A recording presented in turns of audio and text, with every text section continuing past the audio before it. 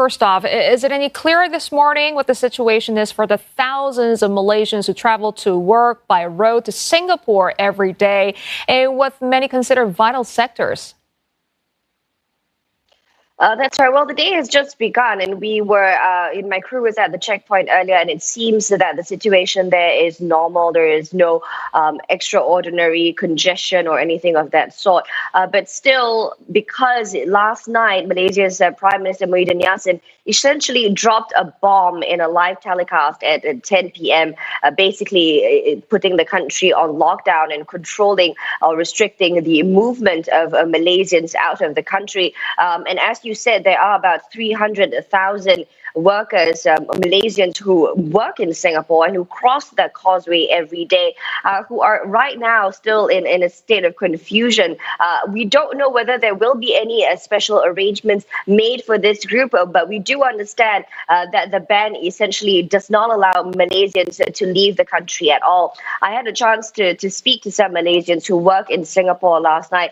They were telling me how, essentially they had a very little time, or they were shocked by the announcement, firstly, but they also were very concerned about the sort of arrangements that they will have to make. They say that they only have today to go back into Malaysia to get their arrangements sorted, and some of them are telling me that when they do come back to Singapore, they will have to stay here till the end of the month. And like I said, they will only have today to make their arrangements. There are so many questions coming out from a lot of the members of the public in Malaysia about just what this movement control entails. The Prime Minister's office had compiled a list of questions from many members of the media last night who were asking questions like, for example, what constitutes a mass gathering? We understand that there is no curfew just yet, but do Malaysians go to work? Are offices going to be closed as well? What about banks? What about other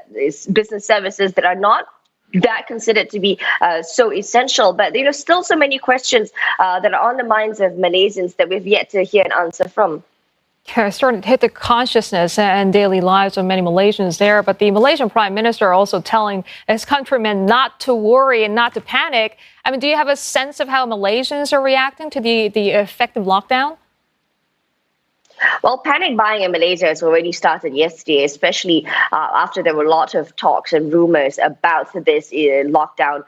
We have seen at supermarkets all across the nation long lines of people hoarding a lot of household necessities, whether it be food supply or cleaning supplies or other things like toilet paper, for example.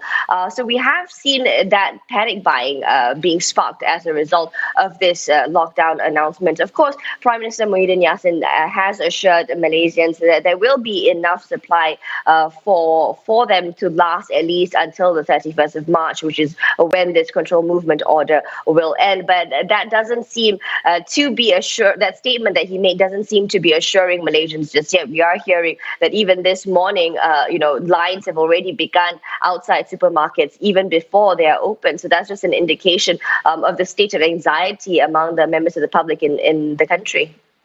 Certainly, Afifah. Thank you very much for that report. Afifah Ariffin reporting to us live from Kuala Lumpur.